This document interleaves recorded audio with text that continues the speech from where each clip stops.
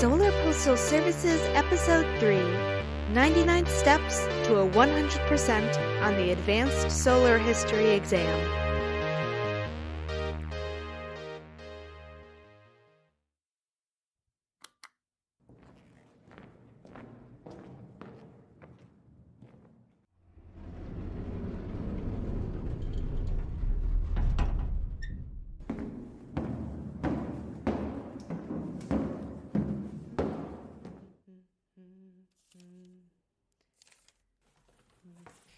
Jam, you shouldn't open other people's packages. It's a solar crime. But sir... Don't call me sir. I unreasonably demand to be on a first-name basis with my crew, but I only use my last name for comms calls, making it impossible for my crew to know my first name without asking. But Captain First Name, I'm really doing all of us a public safety favor by checking the boxes for dangerous items. Wow. When you put it like that, it makes total sense. You are so brave and sexy, Miss Darnell. Aw, geez, thanks, Captain. And besides, since we're in space, we're basically in international waters, so it's not a felony to open somebody else's mail. Let me add smart to the list as well. You deserve a promotion. Wow, I don't know about that. I think live-in mechanic is kind of good for me right now, but I wouldn't say no to more praise. Anyway, just about to do my civic duty to go through other people's mail.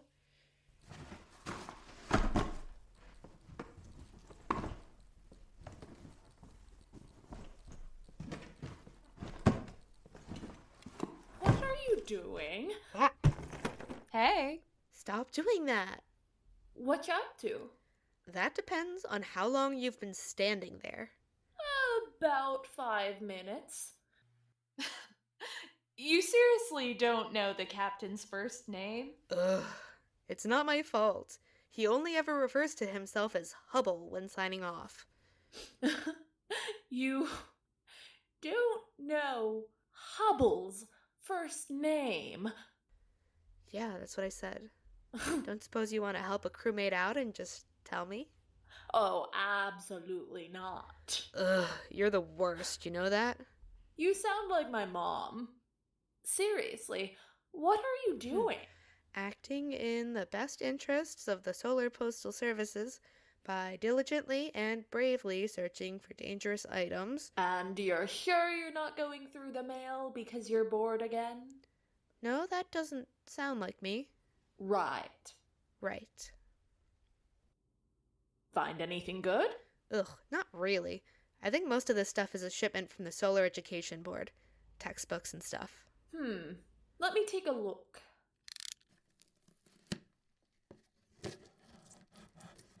What you doing? Acting in the best interests of the Solar Postal Services by diligently and bravely searching for dangerous... Of course, how silly of me. This one kind of looks like an animal got into it. That's weird.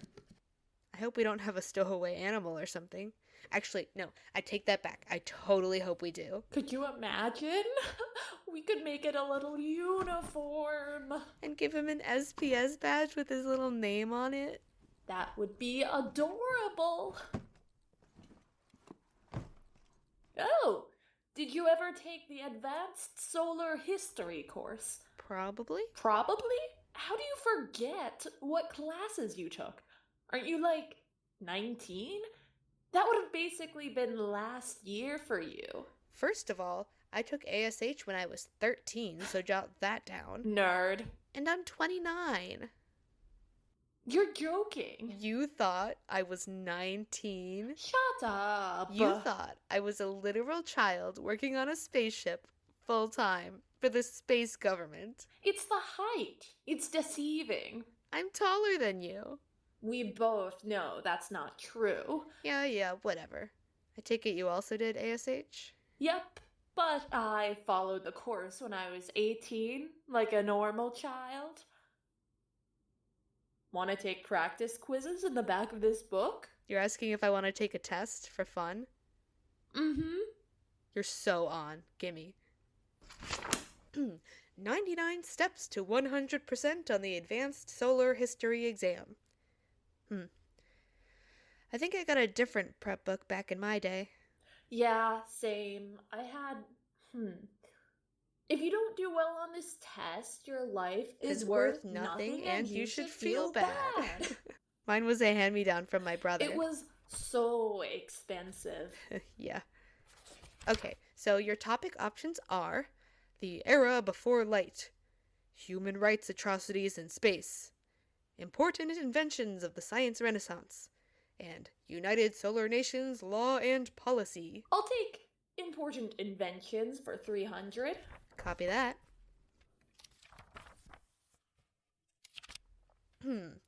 Which invention allowed humans to populate Mercury and Pluto? A. Oxygenation terraformation. B.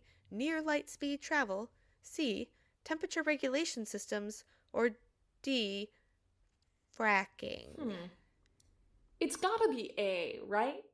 Oxygenation terraformation? Nope. What?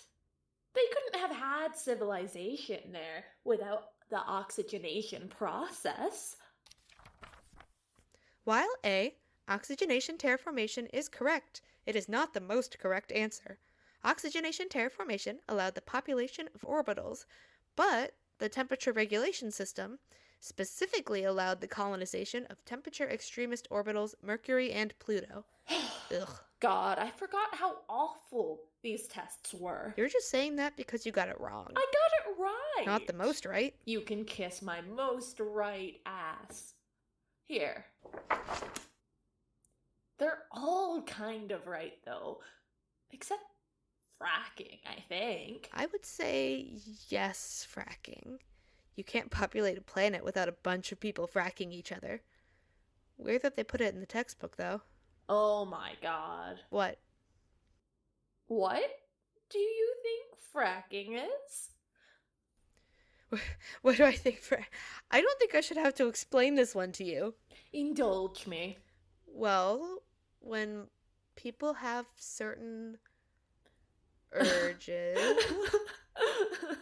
You asked. Fracking is an old Earth method of finding fuel, Jam. Not whatever that was. You're messing with me. Yeah, I am. I'm messing with you. Asshole. Pick a category. Hit me with those human rights atrocities, baby. What was the name of the Jupiter... Io. I didn't even finish the question. Yeah, but it's Io, isn't it? What was the name of the Jupiter moon that, due to a combination of dangerous extraction practices, capitalist greed, and unregulated gravity mining, fell into the gas giant in 2350, destroying the moon and killing 15 million people? Yeah, it was Io. That was an easy one. Show off. Bite me. Which disaster most directly caused the socioeconomic makeup of the first non-Earthen state settlements and how? Well, what are my options?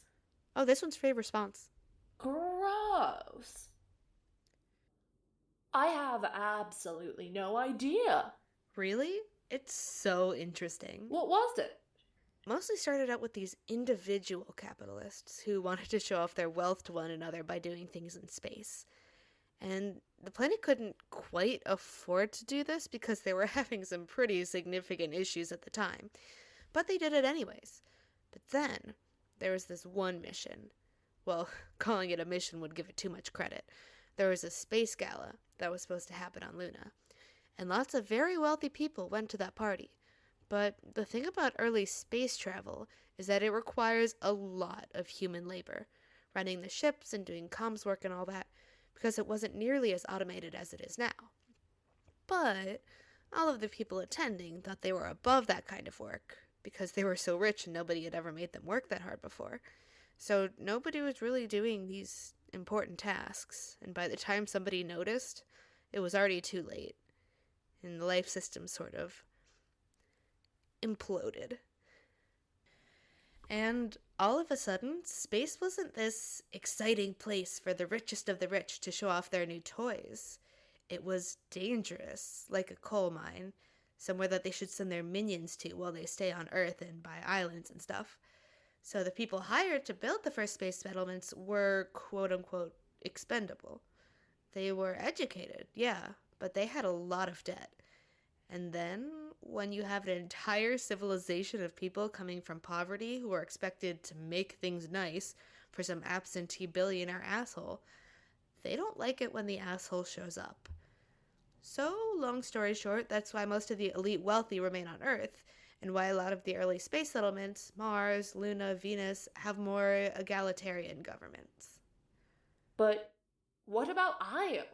Io is more complicated. Wow, you sure know a lot about Earth history. No, no, definitely not. Right. Where did you say you were from again? Europa. Shit, I think I hear the captain coming. Help me tape up these boxes. Are you sure? I didn't hear anything. Yeah, I have really good hearing. Just put this back.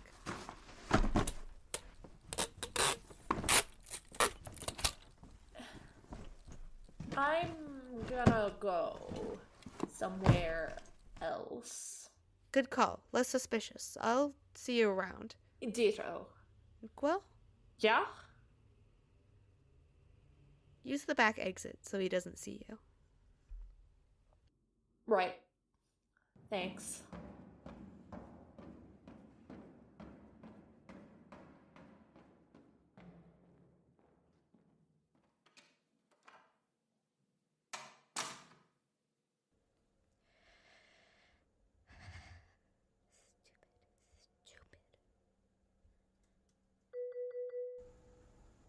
A text from Hubble. Hello, Jam. Thank you for helping me update the autopilot. I hate to ask this of you, but as you know, I cannot use the autopilot while it is updating, and I am rather thirsty. Could you please bring me some tea? Anything except Quill Stash is fine. I have trouble trusting it after the last time she made me tea. Thank you. Hubble out. Of course, sir. If you call me sir, I will be upset. How did he... Of course. On my way now.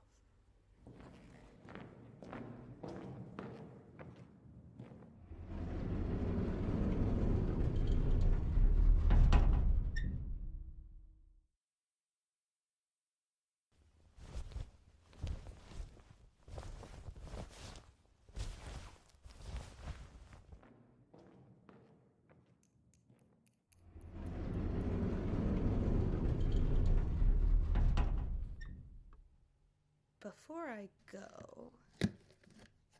Ha! The Idiot's Guide to Europa's Culture and History. Perfect.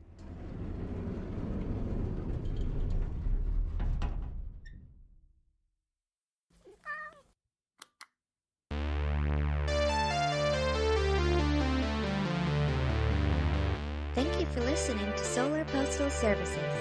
This episode, 99 Steps to a 100% on the Advanced Solar History Exam, was written and produced by Emily Grigg and directed by Lizzie McNamara. The voice of Quill Shoka was Selma, and the voice of Jam Darnell was Emily Grigg. And hey, silly billionaires, space is for the working class.